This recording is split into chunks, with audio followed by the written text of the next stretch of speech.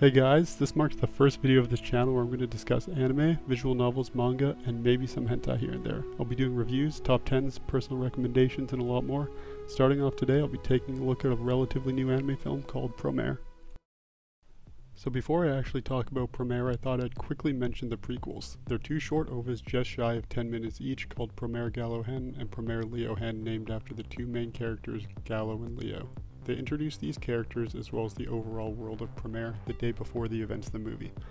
The first thing I feel I should mention is that neither are actually necessary to understand or enjoy the movie, and even when I was watching them, I thought it might even be better to watch them after, but with some consideration and the fact they are prequels led me to think that it's actually alright to watch them before, as they do introduce a couple things, albeit not all that well. However, you could just as easily watch them after and most likely wouldn't lose out on anything, as they're basically just a bonus to the film. There's really not a lot to say about these besides letting you know they're out there and to get you prepared for the actual movie, as they're very short and feel lower quality in comparison, but with the high point being the conclusion to the second prequel, Leo Hen, playing a piece by Hiroyuki Sawano called Ashes, which sets the tone for what's to come.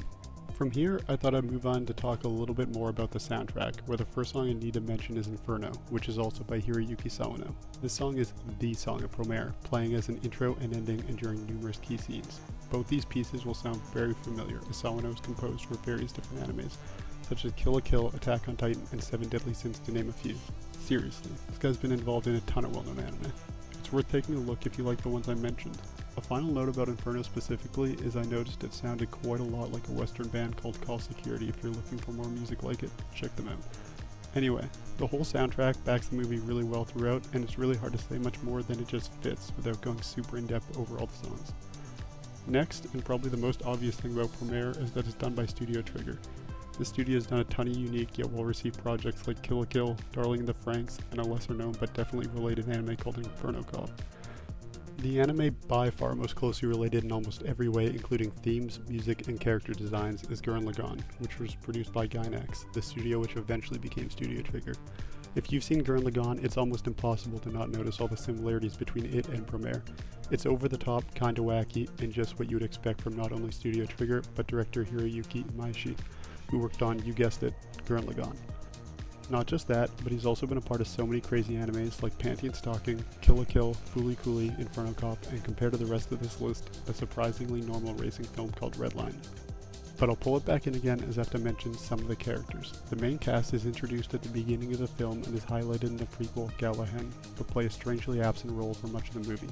They mostly just fill a few generic cliches, such as Remy, the by-the-book guy who you could easily mistake for the school council president, Varys, the manly man who doesn't really do much besides demonstrate his brawn, a generic fierce leader who's definitely named Ignis for the obvious allusion to this being a movie about firefighting.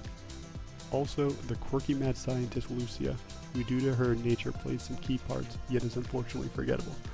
The first real character is Aina, the strong-willed, confident female, but done right. She's also quite sexualized and is given a few classic anime camera angles during dialogue, but all I could think about was the Yoko vibe she kept giving off. From Yoko to Kamino, we can now talk about Gallo, the straightforward, confident protagonist who acts before he thinks in every occasion, yet still, you gotta like him. He's full of bravado and knows how to get the job done. He also displays a much higher moral standard than I've seen in countless other protagonists, so certainly another pro. His counterpart is Leo, the darker, more mysterious, yet good-natured rival, an interesting character, but hard to discuss without giving too much away. A similar case for the powerful Governor Cray, who may be the most complex character in the whole movie. Finally, I can talk about the part of the movie that I probably should have talked about much earlier. This is the atmosphere and plot of the movie as a whole. The opening of the movie played with a couple filters that produced a very nostalgic opening, reminiscent of the original Digimon movie with its grainy, faded, and overall darker theme that contrasts the explosively bright nature of the rest of the movie. The general trend that's set is fast-paced, bright, and action-packed, as the majority of the movie's numerous fight scenes that consistently push your idea of what over-the-top means, but in the way that you can't stop watching. The unfortunate downside of this is the explosive nature of many scenes, and the pacing overshadows the main plot and doesn't make it difficult to follow, but makes it feel not very important. The key plot point is there are a group of firefighters trying to stop a group of flame wheelers called the Burnish from burning down Promopolis, the urban center, yet with everything going on, it barely feels like that's even important. There's also a surprisingly refreshing underlying romantic tension that develops quietly beneath the surface throughout, and sprinkled in are also a few comedic moments that pull you straight out of the action and then throw you right back in again. This style is facilitated by Studio Trigger's unique animation style. It's a trend seen in many of their animes with a fairly liberal use of 3D animation. They're free to increase the tempo to the max and keep the pedal down the whole movie like many expect from them.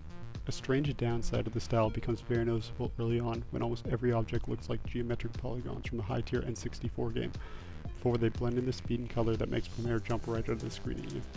My overwhelming thoughts about this movie can easily be summed up with made by Studio Trigger, with what feels like many references from Redline and Inferno Cop for the designs of the Burnish, the antagonist force of the movie, as well as Gurren Lagann for character design, and Gurren Lagann and Kill la Kill for music.